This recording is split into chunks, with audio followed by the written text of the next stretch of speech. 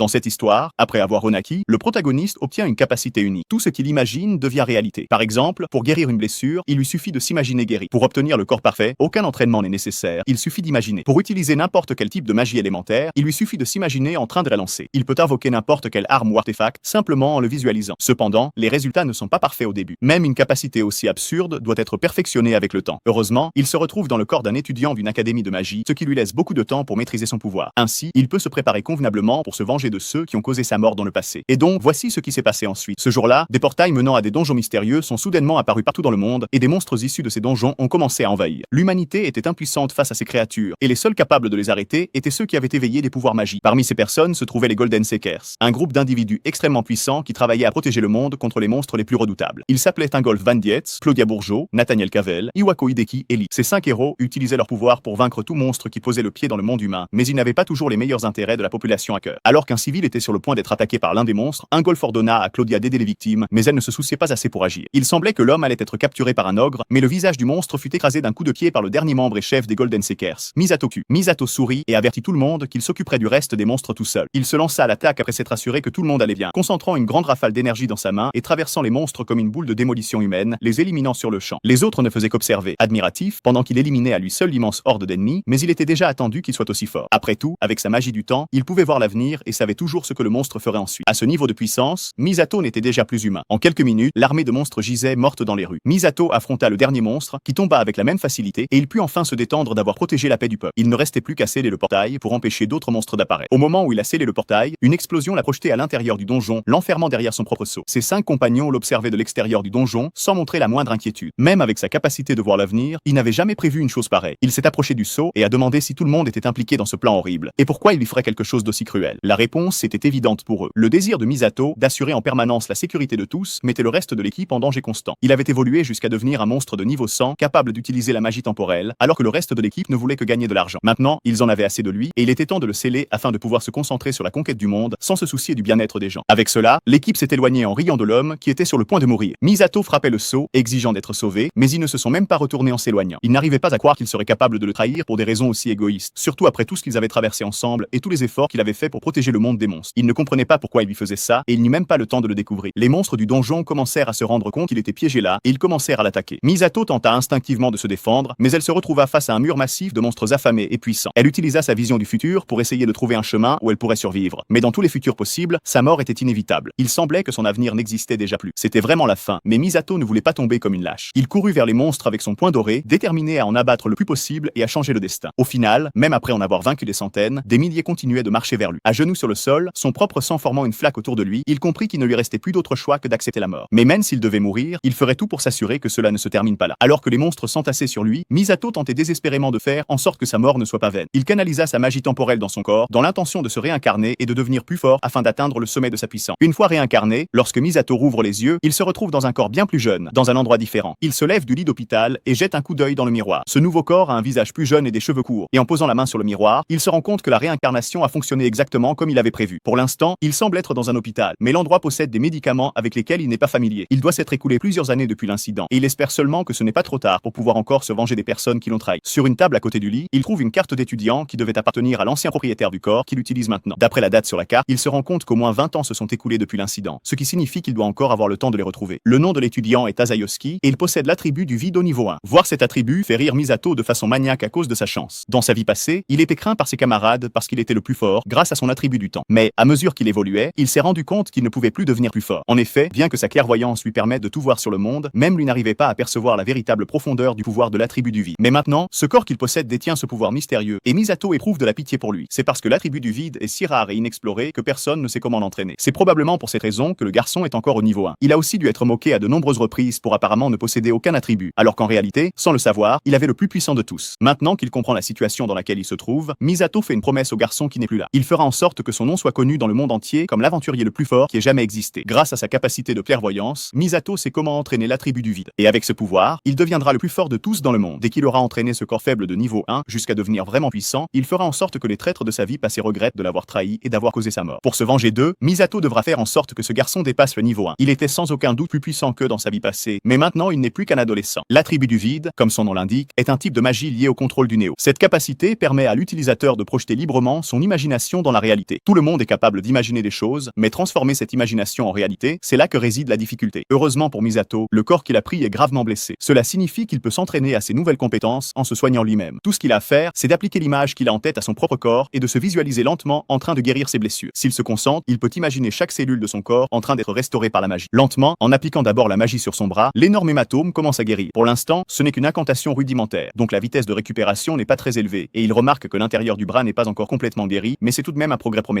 S'il continue à utiliser la compétence pour soigner toutes ses blessures, son niveau augmentera petit à petit avec le temps. La capacité de transformer l'imagination en réalité s'améliorera également avec une utilisation constante. Au fur et à mesure qu'il montera de niveau, la gamme d'images qu'il pourra transformer en réalité s'élargira également. Grâce à ce développement continu, il pourra créer de nombreux types de choses différentes et finalement, il sera capable d'utiliser divers types de magie. Il en arrivera même au point où l'image créée dans l'esprit de l'utilisateur pourra être reproduite parfaitement dans la réalité. Alors qu'il réfléchit aux applications possibles de ses nouvelles compétences, un médecin fait irruption par la porte, surpris de le voir enfin réveillé. Misato essaie de se lever, mais le médecin lui dit de rester assis car il avait été grièvement blessé après avoir été attaqué par un monstre. C'est la première fois que Misato entend parler de ce qui est arrivé à l'ancien propriétaire de son corps. Ça devait être quelque chose de très grave, car le médecin est surpris qu'il se soit réveillé. Il croit que ce miracle ne peut être que grâce à la bénédiction des saints. C'est la première fois que Misato entend parler des saints. Mais pour le médecin, c'est quelque chose de normal, et il est choqué de découvrir que Misato ne sait pas qui elle est. Elle est connue comme l'une des saintes du pentagramme des saintes, mais Misato ne sait pas non plus ce que cela signifie. Le médecin attribue simplement ce manque de connaissances de base au fait qu'elle vient tout juste de reprendre conscience après avoir subi de graves blessures. Pour l'instant, il change de sujet et décide de faire un examen complet de Misato. En sortant, Misato n'arrive pas à se sortir de la tête cette histoire de sainte du pentagramme. Peut-être s'agit-il d'un clan ou d'un groupe d'aventuriers qui est apparu au cours des 20 dernières années. Tout en se concentrant sur sa montée en niveau, il doit aussi comprendre ce qui a changé au cours des 2 dernières décennies. Il prend une télécommande sur la table de chevet et met une chaîne d'informations. Par coïncidence, il y a une émission spéciale sur la catastrophe du donjon de classe S qui a eu lieu il y a 20 ans. C'est exactement ce dont il a besoin, des informations. Il doit savoir ce qui s'est passé après avoir été trahi. Le reportage affirme que le responsable de la catastrophe était le chef des chercheurs d'or, Misato Kiwaro lui-même. Misato saute du lit, choqué, en voyant son propre visage affiché à l'écran de la télévision. Il n'a aucune idée de ce dont il parle et continue de regarder. Apparemment, les informations qui circulaient disaient qu'il avait prédit la catastrophe à venir, mais avait refusé d'en avertir qui que ce soit. Au lieu de cela, il aurait prévu de profiter du chaos imminent qui allait submerger le monde pour en prendre le contrôle et le gouverner. Pour empêcher cela, les autres membres des chercheurs d'or se sont unis et ont combattu contre lui pour éviter que cela n'arrive. Après l'avoir vaincu Misato, les membres restants des chercheurs d'or se sont renommés les Saintes du Pentagramme. Et après un combat féroce, ils ont scellé le donjon et sauvé le monde. Ce mensonge est devenu une vérité acceptée, quelque chose à laquelle le monde entier croit désormais. Les Saintes du Pentagramme ont alors commencé à diriger le monde dans divers domaines. Misato éteint la transmission et reste à regarder par la fenêtre, sous le choc. Ce choc se transforme bientôt en un rire incontrôlable, en réalisant ce qui s'est réellement passé pendant son absence. Non seulement ils ont trahi, traîné son nom et sa dignité dans la boue, sacrifié, et sans aucune honte, récolté toutes les récompenses. Au final, ils sont maintenant acclamés comme des héros par le monde entier pendant qu'ils pourrissaient. Avec ces nouvelles informations, il décide qu'il ne va certainement pas leur pardonner. Maintenant, il doit s'assurer que chacun paie, un par un, mais il doit d'abord se calmer avant de se laisser emporter par ses émotions. Après tout, il ne peut pas se faire repérer par eux maintenant, puisqu'il est bien trop faible pour les affronter. La première chose qu'il doit découvrir, c'est où ils se trouvent et comment il peut les atteindre. Il prend le téléphone du garçon et commence à le fouiller pour découvrir dans quelle académie il s'entraîne. Comme il le soupçonnait, il étudie à l'académie d'entraînement des aventuriers de Toko, qui est dirigée par l'une des saintes du pentagramme, Kawaki Hide. À peine réveillé, il a déjà localisé l'une des saintes avec facilité. Mais Kawaki est un homme prudent, et ce n'est pas le genre de personne à exposer ses faiblesses aussi facilement. De plus, la différence de niveau entre eux est énorme. Le vaincre, dans l'état actuel des choses, est pratiquement impossible. Pour l'instant, il doit se concentrer sur l'augmentation de son niveau et devenir plus fort. Il ne peut rien faire en étant au niveau 1, mais lorsqu'il atteindra un niveau acceptable, Kawaki sera la première cible. Quelques semaines passent et, finalement, Misato est complètement rétabli et se prépare à sortir de l'hôpital. Le médecin a du mal à croire qu'il se soit remis aussi vite, compte tenu de la gravité de ses blessures. Il en vient même à penser que Misato a de nouveau été béni par les saintes, mais le protagoniste l'interrompt avant qu'il ne termine sa phrase. Il veut que le médecin sache avec certitude que tout ce qu'il a accompli jusqu'à présent, il le doit à sa propre force. Sur ce, il quitte l'hôpital, faisant ses adieux au médecin pour la dernière fois. Vraiment la dernière fois. En sortant, maintenant qu'il a terminé les préparatifs de base pour son plan, il est prêt à passer au niveau suivant. Il a également réussi à élever son niveau jusqu'à 27. Il est maintenant temps de s'échauffer et de tester ses nouvelles compétences en allant dans un donjon. Avant de quitter l'hôpital, il a appris par le médecin que toute la famille de Kiosk était morte dans un accident. C'est tragique pour Kiosk, mais pour Misato, cela rend les choses beaucoup plus simples, car il peut désormais faire ce qu'il veut sans craindre que quelqu'un ne remette ses actions en question. Dès qu'il sort de l'hôpital, il se rend à la porte de donjon la plus proche pour commencer sa première aventure. Il doit s'assurer de monter de niveau et de devenir plus fort le plus rapidement possible. Maintenant qu'il a gagné des niveaux en se soignant lui-même, il est temps de tester ses nouvelles compétences dans un vrai combat. Il se dirige vers la tente près de la porte, où le garde de sécurité lui accorde la permission d'entrer et il montre sa carte d'étudiant. Le garde lui attrape la main pour l'empêcher d'avancer, inquiet à l'idée que Misato veuille entrer dans le donjon alors qu'il n'est qu'au niveau 27. Et cet endroit exige généralement que les aventuriers soient au moins au niveau 30 pour former des groupes, mais le protagoniste affirme qu'il en est bien conscient. Dans les cas normaux, il fait un geste pour que le monsieur de la sécurité le lâche et dit qu'il est étudiant à l'académie de formation des aventuriers de Tokigawa. Donc, tant qu'il signe le formulaire, tout ira bien. Pendant ce temps, il pense en lui-même qu'il a fait des recherches à ce sujet lorsqu'il était à l'hôpital. Le garde de sécurité reste sans voix. Soudain, le protagoniste entend 3 garçons dire que le garde ne dit ça que parce qu'il s'inquiète pour lui, car c'est un inconnu qui ne sait pas où est sa place. place. Le protagoniste ne dit rien. Il demande simplement au garde s'il doit juste signer ici. Il signe, même si le garde lui dit que c'est dangereux, puis il s'en va, remerciant le garde pour son inquiétude. Mais il reste inquiet et appelle les 3 garçons, leur demandant de suivre le garçon qui vient d'entrer dans le donjon. L'un d'eux s'énerve et demande pourquoi il devrait s'en soucier, mais un autre l'interrompt en disant que ce n'est pas une mauvaise chose. Il dit que si personne ne regarde, même s'il arrive quelque chose de grave, ce ne sera pas leur problème. Avec cela en tête, les 3 se précipitent à l'intérieur du donjon. Alors le vigile, de bon cœur, s'excuse de les déranger. On coupe pour l'intérieur du donjon. Le garçon aux cheveux lilas dit qu'ils vont faire comme d'habitude, éliminer le gamin et rejeter la faute sur les monstres, car c'est toujours grâce à ces idiots que leurs poches se remplissent de plus en plus. 10 minutes plus tard, ils sont agacés parce qu'ils courent depuis un bon moment et n'ont toujours pas réussi à rattraper le garçon. Soudain, ils s'arrêtent et voient le protagoniste se faire attaquer par plusieurs monstres. Lui, pourtant, affiche un calme impressionnant et, d'un mouvement de bras, invoque des flammes. Ensuite, il fait apparaître une aura verte dans sa main et lance le tout sur les monstres, qui sont instantanément anéantis, ne laissant derrière eux que des flammes et des sangs. À la grande surprise des 3 garçons, leur avidité est telle qu'ils sont plus fascinés par le sac rempli d'objets rares. Leur expression de surprise se transforme en convoitise, se demandant combien d'argent ils pourraient obtenir en vendant tout cela. Ils pourraient probablement vivre confortablement pendant 6 mois. Il semble que le garçon ne les ait pas encore remarqués, ce qui fait de lui un idiot. Les 3 sautent pour tendre une embuscade au protagoniste, l'attaquant tous en même temps, mais il enlève simplement son masque et demande s'il pensait vraiment qu'il ne les avait pas remarqués. Tout en esquivant les attaques, il dit que peu importe l'époque, il y aura toujours des parasites essayant de s'emparer de ce qui ne leur appartient pas. Les escrocs se demandent comment il parvient à éviter les coups. Le plus avide crie que ça doit être de la chance. Alors le protagoniste prouve que ce n'est pas le cas et lui assène un coup de poing en plein ventre, le faisant recracher une grande quantité de sauce tomate par la bouche et tomber inconscient. Pendant ce temps, le protagoniste dit que, pour des vermines comme eux, il les écrasera sans pitié et les utilisera sans hésiter comme des marches d'escalier pour le bien de sa vengeance, qui commence maintenant. On coupe à l'extérieur du donjon. À l'intérieur, on voit un jeune homme debout, celui qui était arrivé après avoir entendu qu'un étudiant de l'académie était entré seul dans le donjon. Mais tout ce qu'il trouve, ce sont 3 étudiants déjà sans vie, ce qui le pousse à se demander qu'est-ce qui s'est passé ici, bon sang. Pendant ce temps, Misato examine ses nouveaux statuts, maintenant qu'il a réussi à terminer le donjon. Grâce à l'achèvement du donjon de Randé, il a pu monter de niveau et tester sa magie du vide en même temps. À présent, il a acquis un nouveau sort appelé obscurcissement des informations qui lui permet non seulement de cacher son niveau, mais aussi d'effacer les registres d'entrée dans le donjon. Grâce à cela, il peut éliminer toute trace du donjon de Randé qui pourrait remonter jusqu'à lui. Maintenant qu'il a surmonté cela, demain sera son premier jour à l'académie et il doit se préparer. Il jette un œil au téléphone de kiosque et voit quelques messages non lus de personnes qui, de toute évidence, l'intimidaient et lui extorquaient de l'argent par la violence. Cela explique parfaitement ce que kiosque endurait et comment il en est arrivé à cet état déplorable. Le lendemain, il se rend à l'école et en passant par le portail principal, il est accueilli par une fille mignonne qui semble le connaître. C'est sa camarade de classe, Asahi Karine, qui court vers lui pour lui demander comment il va après avoir été hospitalisé. Il semble que, malgré les difficultés, Kiosque avait des personnes qui se souciaient de lui. Alors que tous deux discutent, un groupe de brutes apparaît pour confronter Kiosque. Ils se moquent de lui parce qu'il n'a aucun attribut et savent clairement qu'il a échappé de peu à la mort. Ce sont probablement les mêmes personnes qui envoyaient des messages menaçants la veille au soir. Le chef des brutes s'approche et exige que Kiosque paie parce qu'ils ont toujours dû le protéger. Et il est clair que cela va finir en bagarre. Karine se place devant lui et essaie d'arrêter les brutes, rappelant que Kiosque vient tout juste de sortir de l'hôpital. Bien qu'elle essaie d'être courageuse pour lui, ses mains tremblantes sont un signe évident qu'elle est terrifiée. Notre protagoniste s'en rend compte et se place devant elle, lui assurant que tout ira bien. Les brutes se moquent de lui, pensant qu'il essaie juste de jouer les héros devant une fille. Comme il est si désireux de se faire remarquer, les brutes sont plus qu'heureuses de lui rappeler sa place à l'école. Malheureusement pour eux, ils n'ont pas encore réalisé que la hiérarchie a changé depuis que Misato a pris les commandes. Il a fait une promesse au garçon dont il a pris le corps, faire connaître son nom dans le monde comme l'aventurier le plus fort. Et Misato se considère comme quelqu'un qui tient toujours parole. Il provoque le premier voyou et ça marche incroyablement bien, poussant le gars à lancer un sort dans sa direction. Utiliser la magie en dehors des donjons est contraire au règlement de l'école, mais il semble que les brutes s'en fichent désormais. Ils doivent montrer à Misato qu'il a tort de se rebeller alors qu'il n'a aucun attribut. L'un d'eux lance une boule de feu sur notre protagoniste et Misato riposte avec une boule de feu encore plus grande, annulant l'attaque. Les deux sorts entrent en collision, provoquant une énorme explosion, tandis que les brutes se demandent depuis quand Kiosque a acquis la capacité d'utiliser la magie de feu. Misato est à peine ébranlé par ses attaques faibles, et le chef des brutes ordonne à ses amis d'arrêter de rester plantés là comme des PNJ et de faire quelque chose. Les deux lancent des attaques de vent et d'eau contre Misato, mais tout comme avec leur chef, Misato riposte avec des sorts similaires, mais à une échelle encore plus grande. Ils ont du mal à croire que quelqu'un qui, il n'y a pas si longtemps, n'avait aucun attribut, utilise maintenant plusieurs types de magie en même temps. C'est un pouvoir dont ils n'avaient jamais entendu parler auparavant, mais ce n'est que le début. Misato n'utilisait que leur propre pouvoir pour annuler les attaques, mais maintenant, c'est à son tour de passer à l'offensive. Il concentre derrière lui une énorme boule de feu pour les intimider, et la taille de la magie fait fuir tout le monde. Pris de panique. En avançant, Misato attrape le plus proche, qui crie à l'aide en essayant de s'échapper. Il demande alors au garçon s'il a apporté une quelconque aide à Kiosque quand il en avait besoin. Sans attendre de réponse, Misato le saisit par le visage et le soulève dans les airs tout en chargeant une boule de feu géante dans son poing. Il sait qu'il n'a pas besoin d'entendre ce que le garçon a à dire. Les gens comme lui disent toujours la même chose de toute façon. C'est pourquoi, peu importe ce qu'il dira, rien n'empêchera le poing de Misato de s'écraser contre son visage. Sur ce, il assène un coup dévastateur au garçon, le projetant au loin avec force et le laissant inconscient dans la cour de l'académie. Karen a du mal à croire qu'il s'agit du même Kiosque qu'avant, mais il était donc que quelque chose a changé en lui. Désormais, Kiosque ne sera plus quelqu'un que n'importe qui pourra prendre pour cible de moquerie. Il commencera à suivre la voie pour devenir l'aventurier le plus fort. Maintenant qu'ils ont vu à quel point Misato est vraiment puissant, les brutes commencent à supplier désespérément pour leur vie. Ils portent leur ami tombé et quittent la cour en boitant, encore sous le choc du fait que Kiosque semble être devenu une personne complètement différente après être sorti de l'hôpital. Misato pousse un soupir de déception. Après tout, malgré tout son discours, le tyran n'était pas aussi impressionnant qu'il le prétendait. Il entre dans l'école avec Karen, et il est évident que tous les élèves ont vu ce qu'il a fait dans la cour. Tout le monde le fixe et chuchote chuchotent entre eux pendant qu'ils passent. Misato remarque les regards et se demande s'il n'a pas trop attiré l'attention en se montrant ainsi. Alors qu'il marche avec Karen, quelqu'un essaie de traverser la foule pour l'atteindre avant qu'il n'entre en classe. C'est Yotsude qui s'approche de Kyosuke pour lui poser quelques questions avant le début du cours. Kyosuke n'a aucune idée de qui est ce type, mais il semble être un ancien. Ce serait sûrement embêtant de devoir s'occuper de lui. Alors Kyosuke décide de refuser la conversation. Il se retourne et dit qu'ils ne peuvent pas parler maintenant, puisque le cours va bientôt commencer. Mais Yuashi n'est pas du genre à accepter un non comme réponse. Il se présente comme le chef du Beating the Cat, un clan que le directeur Kwaku a créé pour l'école. Cela attire immédiatement l'attention de Kyosuke, qui reste figé, la main sur le point d'ouvrir la porte. Voyant qu'il a réussi à capter l'attention de notre protagoniste, Yuashi demande à nouveau si Kyosuke serait prêt à discuter un peu et à lui accorder un peu de son temps. Comme la situation a changé, Kyosuke accepte joyeusement de discuter avec le vétéran. Il trouve un endroit plus discret pour discuter et Yuashi va droit au but. Il demande à Kyosuke s'il est responsable d'avoir vaincu les aventuriers retrouvés morts dans le donjon de Randé. Notre protagoniste fait semblant de ne rien comprendre, mais intérieurement il se demande comment cette information, qu'il avait pris soin de cacher, a pu fuiter. Yuashi explique qu'il a entendu de la part du personnel qu'un élève de l'académie était entré dans le donjon. Alors il est allé enquêter. Et à l'intérieur, il a trouvé des corps de criminels infâmes connus pour traquer les débutants. En plus de cela, il y a moins de 10 minutes, Kyosuke a utilisé plusieurs attributs pour se battre contre ses camarades de classe. Bien que tout cela soit vrai, la façon dont Yuashi présente ses preuves montre qu'il ne connaît vraiment pas les détails de la magie de notre protagoniste. Et il n'a pas non plus de preuves concrètes que Kyosuke est celui qui a vaincu les aventuriers débutants. Yuashi devient plus agressif et ordonne à Kyosuke de dire la vérité tout de suite et d'admettre ce qu'il a fait. Mais notre protagoniste reste calme et dit que ce matin-là, il n'a fait qu'agir en légitime défense, donc il ne sait pas exactement ce qui s'est passé. Ensuite, il glisse la main dans sa veste et sort sa carte d'identification d'étudiant qu'il a modifiée pour afficher un faux niveau. La carte indique qu'il n'est que niveau 1, ce qui signifie, en théorie, qu'il n'aurait pas assez de force pour faire tout ce dont on l'accuse. En plus, il possède aussi l'attribut du vide, qui est largement reconnu comme un attribut inutile, pratiquement comme s'il n'avait aucune magie. Le fait que Kyosuke ne soit qu'un gars ordinaire et qu'il fasse perdre du temps à Yuashi l'agace. Il se retourne pour partir, s'excusant de l'avoir appelé pour rien. Avant de sortir, il avertit Kyosuke d'éviter d'agir de façon suspecte afin de ne pas causer de problème aux anciens. Kyosuke observe le vétéran s'éloigner avec un sourire. On dirait qu'il a trouvé quelqu'un qui pourrait être utile à ses futurs plans. S'il parvient à mettre Yuashi sous son contrôle, alors le vétéran pourra s'approcher de Kwaku sans éveiller les soupçons du directeur. La prochaine étape est de trouver un moyen de transformer Yuashi en son pion. C'est le moment idéal pour tester un sort expérimental qu'il développe depuis un certain temps. Pendant ce temps, Yuashi va rencontrer le directeur Kwaku pour lui rapporter l'incident survenu dans le donjon de Randé. Et Kwaku écoute en silence avant de rappeler à Yuashi qu'il est rare qu'il fasse des erreurs. Le directeur a déjà averti son subordonné à plusieurs reprises d'être plus prudent lorsqu'il choisit avec qui s'impliquer. Yuashi s'excuse pour ses erreurs et s'incline devant le directeur, promettant d'essayer d'apaiser la situation le plus rapidement possible. Et Kwaku s'approche du subordonné toujours courbé et lui rappelle que, si jamais il est révélé qu'il a collaboré avec des aventuriers qui chassent les novices, les conséquences retomberont aussi sur lui, qui est un saint du pentagramme. Ensuite, il saisit le visage de l'étudiant et le prévient que, s'il continue à commettre de telles erreurs, il sera écarté sans la moindre hésitation. Yuashi s'incline encore plus. Il dit à l'homme plus âgé qu'il a compris. En apparence, il semble poli et soumis, mais à l'intérieur, Yuashi bouillonne de rage d'avoir à supporter ce vieux. S'il avait su que les choses tourneraient ainsi, il aurait essayé de soutirer plus d'argent pour son silence aux chasseurs de novices. Maintenant que les principaux sujets ont été abordés, Yo ne croit toujours pas entièrement à l'histoire de Yuashi. Selon le rapport qu'il a remis, l'élève qui a causé tout ce remue-ménage devrait être, au minimum, un étudiant de 3e année. Mais, d'après les registres, aucun étudiant de 3e année n'est entré récemment dans le donjon. Ce que Yo soupçonne, c'est qu'un monstre a vaincu le groupe pendant qu'ils étaient occupés à chasser les nouveaux. Et maintenant, Yuashi essaie désespérément de tout couvrir. Au lieu de croire qu'un des étudiants de l'académie est capable de vaincre des chasseurs débutants tout seul, il est plus réaliste de penser que Yuashi ment simplement pour sauver sa réputation. La seule façon pour que Yo se trompe serait qu'il se soit passé quelque chose d'inhabituel. Yuashi se souvient immédiatement de l'étudiant avec l'attribut du vide qu'il a vu plus tôt. Il demande à Yo s'il est possible qu'un attribut unique soit impliqué dans toute cette histoire. Bien que ce soit plausible, c'est aussi hautement improbable. Et Yo n'y croit pas. Yuashi a déjà entendu ce qu'il voulait et dit au directeur de lui laisser la situation. Il va découvrir la cause profonde du problème et s'en occuper rapidement. Et il sait que Kyosuke est le point de départ. Le lendemain, un groupe d'étudiants participe à un cours d'entraînement dans un donjon. Ils libèrent tous leur magie contre les monstres, mais certains sont trop puissants et sautent par-dessus les élèves pour les attaquer. Les étudiants fuient désespérément tandis que Yuashi les dépasse et frappe le monstre dans le dos avec une puissante magie, le faisant s'effondrer au sol. Calmement, il dit aux étudiants de ne pas briser la formation et de garder leur calme et l'ordre. Les étudiants sont impressionnés par à quel point Yuashi est incroyable et ne sont pas surpris que le directeur Yo l'ait choisi pour diriger le Beating the Cat. Maintenant que tous les monstres de la zone ont été éliminés, il laisse le reste du nettoyage du donjon aux étudiants et s'en va régler une affaire personnelle. Avec les questions urgentes réglées, il est temps de faire ce pourquoi il est vraiment venu ici. Il sort un joyau de sa poche active pour révéler la localisation actuelle de Q. Les chaînes brillent un instant et pointent vers une direction bien plus profonde dans le donjon, loin des autres étudiants. C'est exactement ce que Yo pensait. Il y a certainement quelque chose d'étrange qui se passe avec Q et il est déterminé à découvrir de quoi il s'agit. C'est encore mieux pour lui puisque personne ne prêterait vraiment attention à la mort d'un élève qui s'est éloigné du groupe. Il dira simplement à tout le monde qu'il a trouvé Kyosuke déjà mort plus loin dans le donjon. Des tragédies comme celle-ci sont courantes dans les donjons et il n'en perdra pas le sommeil. Plus Yuashi pense à cet étudiant étrange, plus il sent qu'il y a quelque chose qu'il doit comprendre. D'abord, il y a eu l'incident avec les chasseurs novices et depuis, il n'a eu que des ennuis depuis sa sortie de l'hôpital. Les garçons que Kyosuke a tabassés ont aussi raconté une histoire très intéressante qu'il veut approfondir. Quand il les a interrogés, ils ont supplié qu'on leur pardonne et ont affirmé que le garçon sans attribut les avait affrontés tous en même temps, utilisant plusieurs types de magie pour les attaquer. En plus, même en utilisant le même type de magie qu'eux, il a créé une flamme immense comme il n'en avait jamais vu auparavant. Tout cela est trop irréel pour que Yuashi y croie, et il est presque certain qu'il ment. Après avoir posé toutes les questions qu'il voulait, il les a laissés tranquilles, mais pas avant d'ordonner à ses subordonnés de rééduquer les garçons et de leur faire comprendre clairement que l'académie n'a aucune utilité pour les minables qui perdent contre des incompétents. Il s'éloigne tandis que les garçons pleurent en suppliant pour leur vie, mais la décision est déjà prise et il n'a pas l'intention de revenir en arrière. L'un des brutes prend la parole avant qu'il ne quitte la pièce. C'est celui qui est le plus amoché d'entre eux, et c'est aussi celui qui a reçu de Kyosuke un coup de poing dévastateur enflammé. Il avertit Yuashi que Kyosuke a cessé d'être humain depuis longtemps et qu'il possède un niveau de pouvoir complètement différent. La peur dans ses yeux ne semble vraiment pas fin. Et juste pour être sûr, Yuashi a placé Kyosuke dans une classe spéciale dirigée par Bikinzoka. Cependant, au lieu de montrer tous les pouvoirs que les garçons prétendaient, Kyosuke s'est contenté de créer quelques illusions puissantes, ce qui est loin d'être aussi impressionnant que ce qu'on disait qu'il pouvait faire. Il est plus probable que Kyosuke ait utilisé un certain type d'objet magique pendant le combat et qu'il ne soit en réalité qu'un faible sans attribut qui ne mérite pas d'attention. Yuashi est également convaincu que notre protagoniste a dû utiliser une méthode douteuse pour vaincre les chasseurs novices. Alors qu'il s'enfonce plus profondément dans le donjon, il commence à remarquer quelques cadavres de monstres éparpillés dans la zone. Ces monstres ont très probablement été vaincus par Kyosuke, et il semble qu'il ait été d'un seul coup de feu. Voir la preuve juste devant lui fait penser à Yuashi que peut-être ces garçons n'exagéraient pas finalement. Mais le niveau de puissance qu'il observe n'a encore rien d'impressionnant à ses yeux, alors il continue à s'enfoncer dans le donjon pour trouver sa cible. Même Yo, le déserteur du pentagramme, serait certainement capable de gérer ce niveau de puissance. En parlant de Yo, Yuashi est obligé de lui obéir pour l'instant. Mais un jour, le chef de Mordando au gâteau prévoit de surpasser le vieil homme et de prendre sa place en tant que leader. Y tomar su lugar como uno de los santos del pentagrama. A partir de ahí, podrá gobernar el mundo. Solo de pensarlo, se ríe de manera maníaca. De cualquier forma, no puede dejar que nadie descubra su vínculo con los cazadores novatos. Kyosuke también es otra piedra en su camino y probablemente causará más problemas en el futuro. Para asegurarse de que pequeños accidentes no perjudiquen su gran plan, necesita garantizar que Kyosuke sea eliminado lo antes posible. Las cadenas lo llevan a una parte sin salida de la mazmorra y está seguro de que su objetivo está justo allí. Llega al cuarto y dobla la esquina, preguntándose qué, en nombre de todo, podría estar haciendo Kyosuke en un lugar como ese. Sus preguntas son respondidas de inmediato cuando ve al estudiante descansando tranquilamente sobre una pila de cadáveres de monstruos, como si estuviera esperando a Yoichi. En el momento en que dobla la esquina, Kyosuke lo reprende por llegar tarde y hacerlo esperar. Yoichi apenas puede creer lo que está viendo. Después de todo, su presencia debería estar completamente oculta. Pero, por supuesto, Kyosuke había estado esperando pacientemente por él todo ese tiempo. Su mente empieza a disparar, intentando entender cómo Kyosuke logró percibir su presencia. Pero nuestro protagonista repite sus pensamientos perfectamente, incluso antes de que él termine de formularlos. Además de ser poderoso en un nivel desconocido, parece que nuestro protagonista ahora también puede leer pensamientos. Ese es un problema más para Yoichi, que intenta descubrir a quién se está enfrentando. Sin razón para seguir escondido, Yoichi sale de su rincón y le pregunta directamente a Kyosuke qué es exactamente. Kyosuke no responde a la pregunta y, en cambio, elogia a Yoichi por haber sido elegido personalmente por Yuako, pero luego dice que ese logro no es algo que deba considerarse gran cosa. La forma en que cazó a los novatos y les extorsionó el dinero es un acto cobarde, exactamente como su mentor, Yuako. Eso es algo que nadie debería saber, pero está claro que Kyosuke ya ha entendido completamente a su veterano. Entonces, nuestro protagonista salta de la pila de cadáveres para confrontar directamente a su veterano. Sabe que Yoichi parece disfrutar atormentar a los demás, pero eso solo ocurre porque nunca entendió cómo es ser casado. Ahora que decidió enfrentarse a Kyosuke, nuestro protagonista está más que feliz de enseñarle cómo se siente eso, y al final de todo, usará su magia para hacer que Yoichi baile. Después de todo lo que ha visto hoy, Yoichi puede confirmarlo por sí mismo. Kyosuke se ha convertido en alguien increíblemente peligroso a quien no puede ignorar. Activa una espada con magia de fuego y se prepara para luchar contra el poderoso estudiante. Por el bien de su ambición, hará todo lo posible para derrotar a Kyosuke a cualquier costo. Sin perder un segundo, Yoichi se lanza desde el suelo hacia nuestro protagonista, asestando un golpe devastador. Kyosuke esquiva con facilidad y no está ni un poco impresionado con el bajo nivel de habilidad de Yoichi. Entonces contraataca, cargando una bola de fuego en la mano y lanzándola directamente de vuelta. El veterano corta la llama con su espada y él tampoco se impresiona con el nivel de Kyosuke. Está claro que ambos se están conteniendo y la batalla apenas está comenzando. En cuanto la llama se disipa, un rayo explota en su dirección y apenas logra bloquearlo con la espada. Luego, varios pinchos afilados surgen del suelo bajo él, pero logra cortarlos todos al instante con unos cuantos golpes rápidos. Esto confirma que Kyosuke realmente es capaz de usar múltiples atributos mágicos al mismo tiempo. Parece que hay algo muy extraño con la magia del vacío de él, algo de lo que Yoichi nunca había oído hablar antes. Mientras él habla, Kyosuke aparece detrás de él con una espada de hielo e intenta un golpe por la espalda, pero Yoichi es lo suficientemente rápido como para reaccionar a tiempo y bloquear. Ahora, de repente, el veterano está en desventaja, siendo empujado hacia atrás por un Kyosuke mucho más fuerte y rápido. Ahora el líder de Mordiendo al Gato empieza a irritarse. Desde que Kyosuke apareció de la nada, no ha hecho más que entorpecer los planes de Yoichi. Kyosuke no tiene ni idea de lo que está hablando, ya que ni siquiera sabe cuáles son los planes del veterano. Su plan es bastante simple. Quiere convertirse en la persona que va a superar a Yuako. Después de eso, tomará el lugar de Yuako como uno de los santos del pentagrama. Kyosuke no entiende por qué elegiría a Yuako, ya que hay otros santos del pentagrama, pero la razón también es simple. Yuako es un desertor entre los santos del pentagrama. Si Yoichi pretende convertirse en un santo, entonces tiene sentido empezar por el más débil, y en cuanto logre convertirse en uno de ellos, ganará el derecho de gobernar el mundo. A Kyosuke no le impresiona en lo más mínimo ese plan tan simple y sin gracia. Él pensaba que Yoichi podría haber llegado hasta Yuako primero, pero parece que el veterano solo tiene una ambición patética. No hay motivo para preocuparse por alguien tan irrelevante tomando su lugar como la persona que va a matar a Yuako. La crítica no deseada enfurece a Yoichi, quien se lanza contra Kyosuke con renovado vigor, y los dos se enfrentan con sus respectivas espadas. Yoichi solo quiere poder, dinero y mujeres de fácil acceso en su vida. Él desea un tipo de poder en el que, no importa cuánto pisotee a los demás, nadie pueda decirle decirle nada. Si se convierte en un santo del pentagrama, podrá hacer lo que quiera, y tal vez incluso logre descubrir el punto débil de la Santa Tez. Quién sabe, tal vez hasta pueda reclamarla para sí también. Kyosuke está harto de escuchar los delirios de su oponente hambriento de poder y se prepara para terminar esta batalla de una vez por todas. Con un rápido movimiento de su espada, lanza a Yoichi hacia atrás con tanta fuerza que rompe la espada del veterano. Además, gracias a los desvaríos inútiles de Yoichi, Kyosuke tuvo tiempo suficiente para preparar un hechizo mágico especial. Yoichi se encoge de miedo cuando Kyosuke se acerca y le dice que baile. Entonces, coloca la palma de la mano cerca del rostro de Yoichi y utiliza su magia del vacío para lanzar la hipnosis absoluta. El hechizo requiere cierto esfuerzo para quebrar primero el espíritu de la víctima, pero una vez activado, permite que Kyosuke tenga control total sobre la voluntad de su oponente. Le ordena a Yoichi que se levante y, en un instante, él se incorpora como un zombie. Parece que el hechizo fue un éxito y Kyosuke logró poner a Yoichi bajo su control total. A continuación, le da órdenes a su nuevo títere para que se concentre en completar la misión en la mazmorra en nombre de la clase. Más tarde, recibirá instrucciones adicionales sobre qué hacer. Por último, Kyosuke le dice que vuelva a usar su tono de voz normal, ya que el actual suena demasiado robótico. Con eso, Yoichi regresa, pero ahora está completamente bajo el control de Kyosuke. Mientras el hombre se aleja, Kyosuke esboza una sonrisa maliciosa antes de irse a reunir con su grupo. Mientras avanza por la mazmorra, se encuentra con Karen, que llevaba un tiempo buscándolo. Ella estaba preocupada, ya que el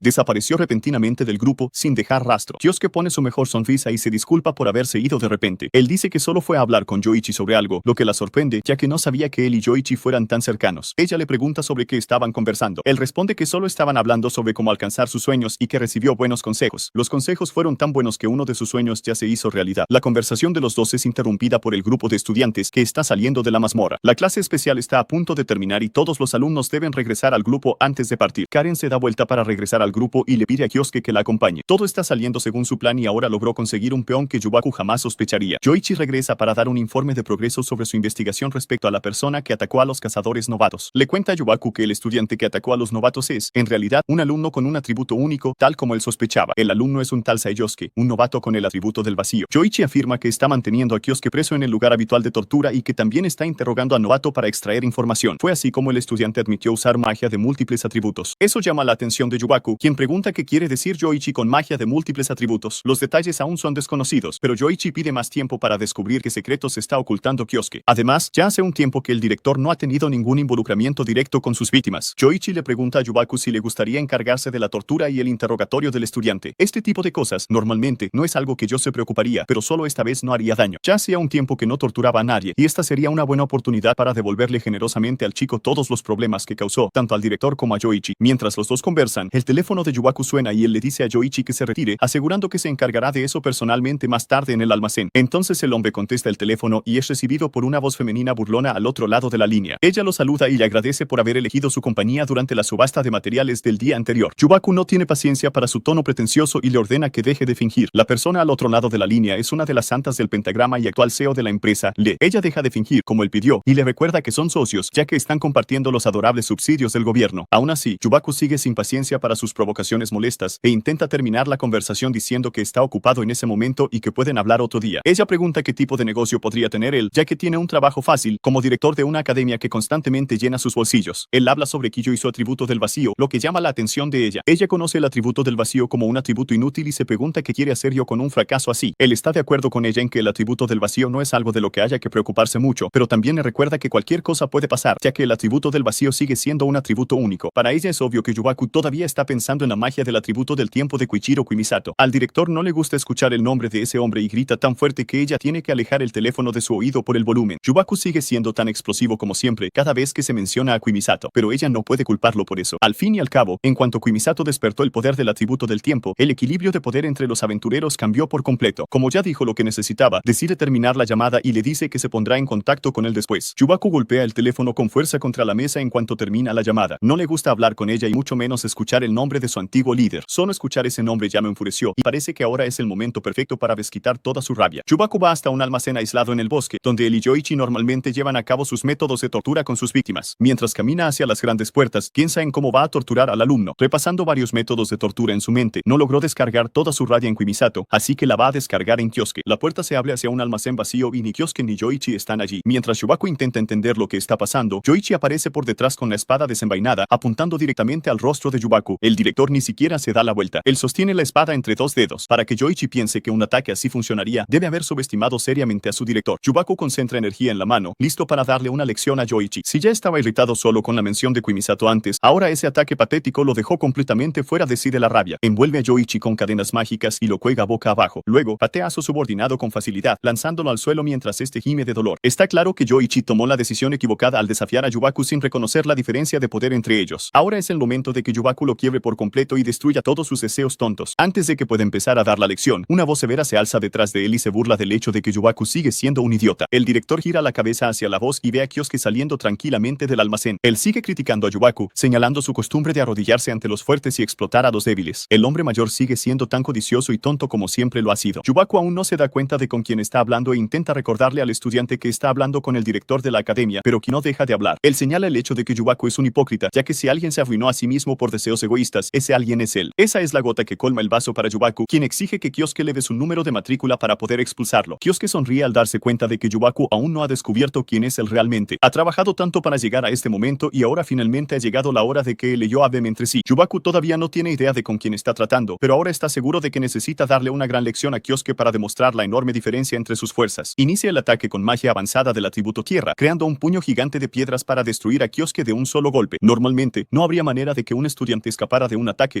así. Lanza el puño en dirección a Kyosuke, quien no reacciona y parece estar a punto de recibir el golpe completo. El ataque hacia Yubaku comienza a reír descontroladamente, pensando que Kyosuke fue derrotado con facilidad. Eso es lo que pasa cuando simples estudiantes intentan desafiarlo. El humo se disipa y no hay señal de herida. El almacén está completamente destruido, sin que quede nada. Yubaku empieza a pensar que tal vez se pasó un poco, ya que destruyó el almacén y ahora tendrá que buscar otro lugar para torturar a sus víctimas. Ni siquiera llegó a descubrir quién era Kyosuke, pero al menos puede quedarse por ahí y verlo morir. Cuando siente que su trabajo está hecho, se da la vuelta para irse, pero entonces se da cuenta de que Kyosuke está parado justo frente a él, completamente ileso. Nuestro protagonista camina tranquilamente entre los escombros y le recuerda a Yubaku que él solo quería tener una conversación y no recurrir a la violencia. El director apenas puede creer que un simple estudiante haya sido alcanzado por su magia avanzada y aún así haya salido completamente ileso. Nunca antes hubo un estudiante tan poderoso como este. Ahora Yubaku no solo está curioso, está furioso y exige saber quién es Kyosuke. Kyosuke sonríe y le pregunta a Yubaku si después de todo este tiempo todavía no ha descubierto quién es él. Yubaku aún no sabe quién es Kyosuke y le ordena al estudiante que deje de jugar y revele su nombre de una vez por todas. Kyosuke sonríe de nuevo y le pregunta a Yubaku una vez más si de verdad se ha olvidado de él. Es entonces cuando Yubaku finalmente se da cuenta, por la forma de hablar y los gestos, que ese estudiante se parece y suena de manera aterradoramente similar a Misato. El hombre mayor comienza a retroceder con miedo, sin poder creer que Misato podría haber regresado. Después de todo, ese tipo está definitivamente muerto. Él mismo se aseguró de eso al sellar el portal. Empieza a pensar que todo esto debe ser algún tipo de actuación enfermiza hecha por Kyosuke y le dice al estudiante que deje de hacer teatro. Probablemente Kyosuke solo vio un nuevo reportaje sobre Misato recientemente y está intentando interpretar al personaje para parecer intimidante. Esa es la única explicación, porque hasta donde él sabe, Misato Koichiro está muerto. Con eso, Yubaku concentra magia de viento en su mano y reúne magia de tierra a su alrededor mientras se prepara para lanzar otro ataque fuerte. Kyosuke suspira, decepcionado de lo poco que Yubaku ha cambiado. Siempre ha sido así, viviendo solo creyendo en lo que le conviene e ignorando lo que no. Yubaku está cansado de escuchar los sermones de Kyosuke y sigue concentrando su magia. Él advierte que si Kyosuke sigue acercándose, será alcanzado con toda la fuerza de su hechizo. Kyosuke sigue avanzando, también cargando una ráfaga mágica. Ya ha entendido cuál es la motivación del hombre. Fue influenciado por las palabras dulces de quienes lo rodeaban y por eso terminó traicionando a Misato. Mencionar ese nombre parece ser la gota que colma el vaso para Yubaku, quien lanza un ataque mágico completamente cargado contra el estudiante. Kyosuke responde a la altura con una ráfaga de magia de fuego, anulando totalmente el ataque con solo un movimiento de mano. El aire se disipa a medida que los hechizos se anulan, dejando a Yubaku completamente sorprendido de que un estudiante haya logrado contraatacar su magia. Además, Kyosuke usó exactamente la misma técnica que Misato utilizó para derrotar al monstruo final durante el desastre del portal hace 20 años. Ya no hay cómo negarlo. Es obvio que este realmente es Misato, de alguna manera de regreso para vengarse. Yubaku cae de rodillas mientras comienza a recordarlo todo. Él está seguro de que habían sellado a Misato en la mazmorra y que debería estar muerto, pero, de alguna manera, sobrevivió. Kyosuke le asegura que realmente fue sellado y aprisionado y arrojado a las profundidades de la desesperación. Yubaku finalmente acepta que es realmente Misato quien está frente a él, y el estudiante se acerca al director con una sonrisa, feliz de que Yubaku finalmente lo recuerde. Yubaku está tan sorprendido que necesita preguntar de nuevo si Kyosuke es realmente el difunto Misato Koichiro. El director no espera una respuesta y se levanta para desafiarlo una vez más. Simplemente no puede creer que este sea de verdad Misato. Ese hombre murió hace más de 2 décadas, y para que esté aquí, eso significa que de alguna manera ha regresado a este mundo. Entonces comienza a preparar otro hechizo, esta vez para derribar a Kyosuke de una vez por todas. Dispara más ataques con magia de viento contra el estudiante, pero Kyosuke retrocede con facilidad, esquivando completamente el ataque. Pero Yo no le da tiempo para descansar y lanza otro enorme puño de piedra contra él. Kyosuke aún logra esquivar tranquilamente el ataque, sin mostrar ninguna urgencia. En este punto, Yubaku está aún más irritado porque un mocoso está logrando esquivar perfectamente todos sus ataques, aparentemente sin ningún esfuerzo. Necesita tomar el control lo más rápido posible, porque no solo está en juego la pelea, sino también su orgullo. Durante su tiempo como buscador dorado, él no era un combatiente, y hasta hoy los otros santos del pentagrama se burlan de él por ser tan cobarde. Pero no dejó que esas provocaciones ocasiones lo derribaran. Se aseguró de demostrar incontables veces que no es débil y recientemente ha estado desarrollando algo que va a demostrar su verdadera fuerza. Yubako levanta las manos y reúne magia de viento y tierra a su alrededor, haciendo que el área circundante se oscurezca mientras la energía mágica gira a su alrededor. Ese hechizo que está preparando es una técnica secreta que tardó 20 años en ser creada. Más piedras y vientos se acumulan alrededor, girando en el aire y formando un ataque devastador. Este es el resultado de su aprendizaje delicado sobre cómo usar simultáneamente magia de viento y tierra. En cuanto el hechizo está completamente activado, lo lanza contra Kyosuke de una sola vez. Varios disparos poderosos de viento y tierra salen de su palma directamente hacia nuestro protagonista, cortando el aire hasta que golpean el suelo, provocando una inmensa explosión que engulle por completo al estudiante. El gran remolino mágico se disipa y Yubako se toma un momento para recuperar el aliento. Este es su hechizo más poderoso, y claramente eso le consumió mucha energía para ser conjurado. La poussière commence à retomber. Une fois de plus, il n'y a aucun signe de Kyosuke parmi les décombres. On dirait que Yubako a réussi à s'en sortir cette fois-ci. Kyosuke ne riposte pas, ce qui signifie qu'il a probablement été vaincu par le puissant sortilège. Yubako éclate de rire, heureux d'avoir réussi à faire tomber le grand Misato Kushiro tout seul. Il commence à se moquer de l'homme présumé mort, lui demandant s'il pensait vraiment qu'après 20 ans, il serait encore le même lâche qu'autrefois, à l'époque des chercheurs. Peu importe à quel point l'attribut du temps de Misato est puissant, tout cela appartient au passé. Et maintenant, c'est Yubako qui a pris le dessus. À cette époque, lorsque de grandes batailles avaient lieu et que les chercheurs dorés apparaissaient pour sauver le monde, tout ce que Yo pouvait faire, c'était se cacher et ramasser les objets tombés des ennemis vaincus par l'équipe. Mais cela remonte à 20 ans, et Yubako n'est plus le même qu'avant. Il se moque de Kyosuke pour avoir sous-estimé sa force et oublié qu'après 20 ans, le pouvoir de quelqu'un augmente forcément avec le temps. C'est normal qu'il soit devenu plus fort, après tout. Maintenant qu'il a enfin réussi à vaincre Kushiro, il assure que les autres saints du pentagramme ne vont plus agir comme s'ils étaient au-dessus de tout le monde. Son règne en tant que véritable plus fort parmi les saints du pentagramme va maintenant commencer. Une voix interrompt son discours délirant et demande s'il a enfin terminé. Kyosuke émerge de la poussière complètement indemne et enlève la saleté supplémentaire de son corps. Après tant d'attaques, il est miraculeusement sans la moindre égratignure. Kyosuke, de son côté, est au moins un peu impressionné que Yubako ait réussi à utiliser une magie aussi puissante. C'est le minimum qu'on attend d'un héros de cette époque. Après tout. Mais maintenant qu'il a laissé Yubako s'amuser, c'est au tour de Kyosuke de libérer sa colère, sans se retenir. Yubako comprend enfin la différence de puissance entre eux et réalise que l'homme contre qui il se bat maintenant est un monstre. Mais il ne peut pas reculer maintenant, surtout après s'être battu si durement pour arriver jusqu'ici. Il ne laissera pas Misato entrer et détruire tout ce pourquoi il s'est battu. Yubako poursuit l'attaque, utilisant un autre point de terre pour essayer d'attraper Kyosuke, mais le MC ne réagit même pas à une nouvelle répétition du même coup prévisible. La main s'abat sur Kyosuke et se referme, mais il dissout facilement la magie de la terre avec de l'eau. Encore une fois, tout ce combat se résume à Yubako qui aboie fort pendant que Kyosuke attend simplement qu'il se fatigue. Aucune de ces attaques ne sera suffisante pour vaincre notre protagoniste. À ce stade, il ne fait que perdre son temps. Malgré cela, il continue de gaspiller de l'énergie en lançant des quantités interminables d'attaques magiques contre Kyosuke, même alors que l'étudiant continue d'esquiver et de contre-attaquer tout avec facilité. À ce stade, il est juste désespéré, essayant de tenir notre MC à distance par peur. Mais Kyosuke en a déjà assez de ce combat. Il utilise une seule attaque nette pour dévier toute la magie avant qu'elle ne l'atteigne. Ensuite, il utilise une autre attaque de vent pour rejeter Yubako au loin, le faisant s'écraser contre un arbre. Avant que l'homme plus âgé ne puisse se relever, Kyosuke s'approche avec un poing enveloppé de flammes, prêt à le mettre définitivement hors d'état de nuit. Yubako, réalisant qu'il n'a plus nulle part où aller, se recroqueville devant Kyosuke, suppliant désespérément son pardon. Kyosuke suspend son poing enflammé un instant, tandis que l'homme continue de ramper à ses pieds. Il s'excuse pour ce qui s'est passé il y a 20 ans et continue de supplier pour sa vie. Bien qu'il semble repentant à l'extérieur, il mise sur l'empathie débordante de Kyosuke pour qu'il le laisse s'échapper. S'il supplie assez, il est certain que Kyosuke le laissera partir d'ici la tête sur les épaules. Mais notre protagoniste lui ordonne simplement de la fermer. Il voit clair à travers les manigances de l'homme plus âgé et sait que c'est le même stratagème utilisé pour le piéger à l'époque. Il n'est pas question de laisser cela se reproduire. On dirait que Kyosuke a dépassé le stade d'accepter les supplications et se prépare à mettre fin au combat une bonne fois pour toutes, rallumant son poing enflammé. Yubako se relève et continue de supplier, rappelant à Kyosuke qu'ils étaient autrefois amis, mais il est déjà trop tard. Et notre protagoniste dit à l'homme qu'il n'a plus le droit de l'appeler ami. Désormais, il n'est plus qu'un démon de la vengeance. Alors, sans hésiter, il frappe le visage de l'homme avec son poing enflammé, puis enchaîne avec plusieurs attaques d'une intensité extrême, le rouant de coups jusqu'à le laisser au bord de la mort. Quand Yubako commence à perdre connaissance, il se rend compte qu'il n'aurait jamais dû s'en prendre à Misato Kuharo dès le départ. Kyosuke assène un dernier coup puissant, projetant l'homme au loin et le laissant inconscient. Malgré le passage à tabac brutal, Kyosuke s'est assuré de ne pas tuer Yubako. Après tout, il a encore quelques questions à poser à cet homme. Ces questions, cependant, devront attendre, car il est complètement inconscient et incapable de parler. Après un moment, Yubako se réveille et voit Kiyo se dresser imposant au-dessus de lui. L'homme pousse immédiatement un cri et recule, paniqué, avant de recommencer à supplier pour qu'on ne le tue pas. Kyosuke lui dit de se calmer, lui assurant qu'il ne va pas mourir pour l'instant. Mais, en échange, il y a quelques questions auxquelles il va falloir répondre. Kyosuke plonge la main dans la poche de l'homme et prend son téléphone portable. La première chose qu'il veut, c'est des informations sur la sainte du pentagramme, Lowaki. Yubako essaie de récupérer son téléphone, mais Kyosuke le tient hors de portée. Il fouille l'historique des appels, et d'après les registres, Yubako a parlé avec les plus tôt dans la journée. Kyosuke exige de savoir de quoi ils parlaient tous les deux. Sachant très bien qu'il risque probablement de mourir s'il ne coopère pas, Yubako cède et révèle que l'aide doit arriver au Japon dans 3 jours et voulait discuter de sa visite. Kyosuke sourit en entendant cette information. Dans 3 jours, l'une de ses cibles viendra directement à lui. Cela rend tout beaucoup plus facile et l'aide à décider de sa prochaine étape. Sur ce, il jette le téléphone portable à Yubako et lui ordonne de traiter les normalement pour l'instant. Cependant, il le prévient aussi de ne rien révéler concernant son identité. Kyosuke a placé un sortilège spécial sur le cœur de Yubako pendant qu'il était inconscient. Ce sort permettra à Kyosuke de le surveiller et, s'il lui révèle qui est réellement Kyosuke, le cœur de Yubako explosera instantanément en flammes. Cela fait geler l'homme plus âgé de panique, son cerveau luttant pour assimiler l'information. N'ayant plus rien à ajouter, Kiosk s'en va, encourageant Yuako à tenir sa promesse. La vérité, c'est que Kiosk n'utilise en réalité pas ce genre de magie. Mais sachant à quel point Yuako est lâche, un bluff comme celui-ci fonctionne aussi bien qu'un véritable sortilège. Il ne veut pas utiliser l'hypnose absolue sur Yuako, car il souhaite que l'homme reste dans un désespoir total, mais tout en gardant pleinement conscience de lui-même. 3 jours passent et un vol discret est en route vers le Japon. Lei se trouve sur ce vol et elle regarde par la fenêtre, ennuyée, tandis qu'un de ses gardes du corps l'informe qu'ils sont presque arrivés. L'hôtesse de l'air se rend au fond de l'avion pour annoncer aux passagers que l'avion atterrira bientôt au Japon. Mais avant qu'elle ne puisse finir sa phrase, elle pousse un cri dans le micro. Surprise. Un groupe d'hommes armés est en train de détourner l'avion et tient l'hôtesse en joue. L'un des hommes pointe son arme vers le groupe de civils désarmés et ordonne à tout le monde de s'allonger par terre. Le personnage se lève sans hésiter, tandis que les hommes continuent de crier et elle marche jusqu'au fond de l'avion. En un instant, elle fonce sur l'un des preneurs d'otages et l'attrape par le col, utilisant la magie pour le projeter au sol avant qu'il ne puisse réagir. Après en avoir mis un hors d'état de nuire, elle court vers l'autre qui tenait l'hôtesse en otage et le met KO d'un rapide coup de paume au visage. En quelques secondes, les deux criminels sont neutralisés et les passagers lèvent les yeux, voyant-les debout au-dessus des corps inconscients. L'avion atterrit sans autre incident et les criminels sont escortés par les autorités. Le propriétaire de l'aéroport vient personnellement remercier Lei d'avoir géré les criminels de manière aussi rapide et discrète. Lei est simplement heureuse d'avoir, par coïncidence, pris le même vol que les ravisseurs, ce qui lui a permis d'être là pour les arrêter. Grâce à cela, ils ont évité que la réputation de l'avion ne soit entachée. Ce qui importe le plus pour elle, cependant, c'est le fait que les criminels utilisaient un type d'arme spéciale qui n'est pas détecté par les capteurs. Dernièrement, de nombreux groupes ont utilisé des équipements fabriqués à partir de matériaux obtenus dans des donjons. C'est pourquoi Lei prévoit de fournir ce type d'équipement d'autodéfense spécial à son équipe. Elle pose la main sur l'épaule du propriétaire de l'aéroport et lui dit directement qu'elle veut l'équipement utilisé par son aéroport. Comprenant immédiatement ce qu'elle veut, il s'incline et lui assure qu'il s'en occupera. Une fois à l'intérieur de l'aéroport, loin de toute oreille indiscrète, Lei passe un appel et dit à la personne à l'autre bout du fil de libérer les ravisseurs. C'est elle qui avait placé les ravisseurs dans l'avion afin de pouvoir les arrêter et sauver la situation. Grâce à cela, elle a réussi à conclure l'accord avec le propriétaire de l'aéroport et a même obtenu une publicité supplémentaire. En sortant de l'aéroport, un groupe de fans passionnés l'attend pour lui témoigner son affection. Tous la voient comme héroïne de Roxy et elle leur sourit et leur fait signe en retour. Elle arrive ensuite à la Tokudu Adventure Training Academy, puis se dirige vers le bureau de Iwako pour discuter affaires avec lui. Elle reste intriguée par l'étudiant doté de l'attribut du vide que Iwako avait mentionné plus tôt au téléphone. Elle veut savoir s'il y a eu des avancées dans l'enquête concernant cet élève. Iwako bafouille un instant, mais admet que tout cela n'était qu'une fausse alerte. Les bandages et blessures sur son visage ne concernent pas le roi, et elle ne pose pas de questions à ce sujet. Au lieu de cela, elle va droit au but dans la conversation. Maintenant qu'il a confirmé que l'élève avec l'attribut du vide n'était qu'une perte de temps, Iwako reste terrifié par le sort que Kiosk a prétendu avoir jeté sur son cœur et tente désespérément d'avoir l'air normal pour ne pas éveiller le soupçon indésirable de sa part. Lei pose sa tasse sur la table et aborde directement le sujet principal de la discussion, un nouveau médicament que son entreprise est en train de développer. Ils devront choisir qui sera le prochain cobaye pour les tests et elle veut utiliser les élèves de l'académie à cette fin. Kiosk écoute toute la conversation grâce à un écouteur relié à la salle. Il est écœuré par ce qu'il entend de l'autre côté de la ligne et cela ne fait que renforcer sa décision. La prochaine personne à goûter au désespoir de sa vengeance sera le. De retour chez lui, Kiosk regarde des informations du jour tout en réfléchissant à son plan. Le journal parle de l'Euroc et de son arrivée récente au Japon. Il la félicite également d'avoir géré les ravisseurs qui ont tenté de faire tomber son avion. Kiosk est tellement concentré sur son plan qu'il ne prête aucune attention au reportage. Lei fait partie des personnes qui l'ont trahi il y a 20 ans. D'après les recherches qu'il a pu rassembler, il a découvert qu'elle fabrique des armes uniques en utilisant des matériaux provenant de donjons et apparemment, elle s'est enrichie grâce à la vente de ses armes. Mais, à en juger par la conversation qu'il a eue plus tôt avec Iwako, il est probable qu'elle utilise l'école et ses élèves pour faire des choses terribles. En apparence, elle se présente comme une héroïne, mais en coulisses, elle profite des autres. Ce n'est pas quelque chose que Kiosk peut permettre de se produire juste sous son nez. Il se rend à l'école tout en essayant de trouver quoi faire. Dire qu'il veut se venger de Lei est une chose, mais il n'a encore aucune idée de comment mettre cela en pratique. La sécurité de l'école est devenue beaucoup plus stricte depuis que Lei a commencé à s'impliquer dans ses affaires. Pour l'instant, tout ce qu'il peut faire, c'est enquêter sur la situation et essayer de trouver une faille. Alors qu'il marche dans les couloirs, Asahi apparaît pour le saluer sur le chemin de la classe. Elle remarque qu'il lit un article sur Lei et ne cache pas à quel point elle admire la femme plus âgée. Au cours de la conversation, elle mentionne quelque chose appelé le Grand Serpent, qui est très populaire. Le Grand Serpent de Shangan est un clan créé par Lei et compte plusieurs membres puissants. Il est probable que les hommes en costume noir, qui protégeaient Lei auparavant, faisaient également partie de ce clan. De nombreux étudiants de l'école prévoient aussi de rejoindre le clan, tout comme des organisations militaires. Elle lui demande quels sont ses projets et, au début, il pense à répondre qu'il ne veut rien faire, mais il se rend compte ensuite qu'utiliser ce plan pourrait être un moyen parfait de se rapprocher de Lei. Il prend une décision et remercie Asahi de l'avoir aidé à découvrir ce qu'il va faire ensuite. Ensuite, il s'éloigne. Asahi n'a aucune idée de ce dont il parle, mais elle est contente d'avoir pu aider. Quoi qu'il en soit, dans le bureau de Iwako, le directeur s'occupe de quelques affaires lorsque le téléphone sonne, le faisant sursauter de peur. Il décroche et c'est Kiosk à l'autre bout du fil. Il a besoin d'un service de la part de Iwako en lien avec le prochain contact que Lei aura avec lui. Pendant ce temps, dans un laboratoire de recherche hautement sécurisé, des hommes en blouse blanche traversent la pièce tandis qu'un étudiant est agenouillé au sol, enchaîné et manifestement en souffrance. La porte du laboratoire s'ouvre et le Roxy entre, se moquant et demandant au garçon comment il se sent. L'élève supplie qu'on arrête de lui injecter cette drogue étrange. S'il continue, il va sûrement mourir. Lei Roxy lui donne un coup de pied alors qu'il est au sol et lui ordonne d'arrêter de se plaindre. Après tout, si les tests du médicament réussissent, il deviendra beaucoup plus fort. Et tout ce qu'il a à faire, c'est continuer à servir de petit rat de laboratoire pour eux. Elle claque des doigts et deux chercheurs s'approchent de l'étudiant pour lui injecter une nouvelle dose de ce médicament étrange. L'élève essaie de supplier et de s'éloigner, mais dès que la drogue pénètre dans son organisme, il commence à s'étouffer et à crier avant de finalement se taire. Il semble que cette fois, le médicament lui ait fait perdre la capacité de parler. Apparemment, si le cobaye n'a pas au moins une certaine maîtrise de la magie, la drogue ne fonctionne pas. Ils doivent encore recueillir plus de données et, pour cela, ils vont avoir besoin de plus de cobayes. Pour y parvenir, ils peuvent organiser un recrutement pour le grand serpent du clan Shangshan, mais en réalité, ce n'est qu'un moyen de rassembler des personnes fortes à utiliser comme cobayes. Elle passe un coup de fil à Iwako pour lui demander s'il se souvient de la conversation qu'ils ont eue auparavant à propos des cobayes. En ce moment, elle a besoin de quelqu'un de doué en magie et veut qu'il sélectionne quelques étudiants de l'académie pour qu'elle puisse les utiliser. Iwako, à la place, lui suggère d'organiser une sélection directement à l'académie. De cette façon, ils peuvent trouver directement des personnes talentueuses et les amener sans éveiller de soupçons. Le est ravi par l'idée et commence immédiatement à organiser la sélection. Pendant ce temps, Iwako termine l'appel avec un soupir. Il a fait ce que Kiyoski lui avait demandé. Maintenant, la balle est dans le camp du protagoniste. Le lendemain, l'un des gardes de le fait une annonce aux étudiants, informant que le grand serpent de Shangan organisera un examen de sélection pour recruter de nouveaux membres. Les étudiants sont enthousiastes à l'idée d'intégrer un clan populaire, mais Kiyoski se contente de sourire, satisfait. Il semble qu'un chemin pour se rapprocher de Lei soit enfin apparu. Les étudiants intéressés à rejoindre le grand serpent de Shangan se rassemblent sur le terrain de sport de l'école pour participer à l'examen de sélection. Le garde du corps de Lei apparaît pour expliquer comment se déroulera l'examen. Pendant qu'il explique les règles de la compétition, Kiyoski décide qu'il doit réussir cet examen pour entrer dans le clan et se rapprocher de Lei. Cette fois, son approche doit être différente de celle qu'il a utilisée avec Iwako. Auparavant, il avait essayé de ne pas attirer l'attention, mais maintenant il doit capter le regard du bras droit de Lei, Yang Xinju, ainsi que celui des autres évaluateurs. Pour cela, il décide de montrer un peu de sa puissance. Après les annonces initiales, Kiyoski se rend dans la zone d'attente, attendant le début des éliminatoires. Asahi s'approche en le voyant se reposer dans les gradins. Elle révèle qu'elle compte aussi passer l'examen, ce qui ne plaît pas du tout à Kiyoski. Il aurait préféré qu'elle ne se mêle pas à tout ce bazar. Asahi sait elle-même qu'elle n'est pas au même niveau que les autres étudiants puissants qui vont participer à l'examen, mais elle a ses propres raisons de vouloir y entrer malgré tout. Elle prévoit de donner le meilleur d'elle-même pour réussir et souhaite également bonne chance à Kiyoski. Les examens commencent par un test visant à mesurer la puissance magique. Les gardes présentent un orbe qui sera utilisé comme dispositif de mesure, capable de visualiser la puissance magique de celui qui le touche. Les étudiants doivent s'approcher, canaliser leur pouvoir magique dans l'orbe et, en fonction du résultat, recevront leurs notes. Le premier groupe d'étudiants n'impressionne pas vraiment l'examinateur, attribue des notes moyennes à la plupart d'entre eux. C'est alors au tour de Kiyoski. Il s'avance avec assurance vers l'orbe pour passer son test, montrant sa carte à l'examinateur en passant. L'homme n'est pas impressionné, en voyant qu'il est un utilisateur d'attributs vides de niveau 30 et n'attend déjà pas grand-chose. Cependant, ses attentes sont complètement anéanties lorsque Kiyoski libère une quantité massive de pouvoir magique, faisant briller l'orbe intensément, au point d'aveugler presque tout le monde autour. Ils ont du mal à croire à quel point il est puissant rien qu'avec le premier test. Lorsque le spectacle de lumière prend fin, Kiyoski s'éloigne calmement pendant que l'examinateur lui attribue une note S pour sa performance. Le test suivant porte sur les compétences magiques, où les étudiants ont l'occasion de démontrer ce qu'ils sont capables de faire avec leurs attributs. Kiyoski commence par générer un morceau de terre, un sort basique que la plupart des gens savent utiliser, mais il crée ensuite une sphère d'eau, ce qui est déjà surprenant. Après cela, il termine avec une sphère de feu, une de foudre et une autre d'air, parvenant à toutes les maintenir parfaitement en même temps. Ce sont tous les attributs de base de la magie qui sont invoqués et maintenus simultanément, un exploit que personne n'avait jamais vu auparavant. C'est là le pouvoir de l'attribut du vide qui a été moqué comme inutile pendant bien trop longtemps. Asahi court le féliciter après sa performance incroyable, mais c'est maintenant à son tour de montrer sa valeur avec sa magie. Elle s'approche d'un tas de plantes sèches et mortes et lance de la magie de lumière sur elles, les ressuscitant instantanément et les remplissant de vitalité. Les autres étudiants se moquent du fait que tout ce qu'elle arrive à faire, c'est ressusciter des plantes mortes, ce qui ne semble rien d'extraordinaire, mais Kiyoski connaît la véritable valeur de sa capacité. Elle possède la magie de l'attribut lumière, qui est aussi rare que son attribut du vide, ce qui signifie qu'elle a le potentiel de devenir aussi puissante que lui. Cependant, il sera difficile pour les examinateurs d'évaluer leurs compétences, justement parce qu'elles sont si rares. Il éprouve un peu de peine pour elle, mais il pense qu'il vaut mieux qu'elle ne se mêle pas à tout ce chaos avec lui. De façon inattendue, malgré les pensées de Kiyoski, Yang Xinju inscrit son nom comme quelqu'un qui mérite d'être testé comme sujet d'expérience. Après la fin de tous les examens, la dernière étape consiste en un duel individuel contre les examinateurs. Ces examinateurs sont des membres du Grand Serpent. Naturellement, les étudiants n'ont aucune chance de gagner, mais ce combat ne porte pas sur la victoire ou la défaite. Tous seront évalués en fonction de leur manière de se battre. Yang Xinju sait très bien qu'il est impossible pour un étudiant de vaincre quelqu'un de son clan. C'est au tour de Kiyoski, et il est désigné pour affronter l'un des examinateurs à l'apparence la plus intimidante de l'événement. Il avait déjà attiré pas mal d'attention pendant l'examen à cause de toutes les démonstrations de compétences qu'il avait faites auparavant. C'est pourquoi le professeur est plus heureux de l'affronter et de prouver que ses résultats aux autres épreuves ne signifient rien lorsqu'il s'agit d'un vrai combat. Kiyoski accepte humblement et dit qu'il est enthousiaste à l'idée d'apprendre beaucoup grâce à ce combat. L'examinateur veut en finir d'un seul coup et lance une puissante attaque en utilisant la magie de la terre, tirant plusieurs projectiles sur Kiyoski. L'étudiant bloque immédiatement avec de la magie du vent et contre-attaque complètement le sort, renvoyant tout en direction de l'examinateur. Il n'arrive pas à croire qu'un simple étudiant ait détruit sa magie d'un seul coup, mais lorsqu'il lève les yeux, Kiyoski a déjà disparu. Puis il réapparaît derrière l'homme, tenant un éclat de glace tranchant créé par magie de l'eau, appuyé contre sa gorge. Le vainqueur est immédiatement déclaré et Kiyoski sort victorieux de l'examen. Yang Xinju n'arrive pas à croire qu'un étudiant ait pu vaincre quelqu'un de son clan et commence à se demander qui est vraiment Kiyoski. Plus tard, ce même jour, il appelle Lei pour lui expliquer les détails de l'examen. Elle lui demande s'il a trouvé un sujet de test intéressant et il mentionne un étudiant en particulier qui a vraiment attiré l'attention. Il a réussi l'examen avec une performance incroyablement forte et semble posséder l'attribut du vide. Dès que le Roxy entend cela, elle se rend compte que l'étudiant est probablement le même que celui qu'Iwako était en train d'enquêter. Maintenant qu'elle a entendu cela, il semble qu'elle ait réussi à mettre la main sur un cobaye très intéressant.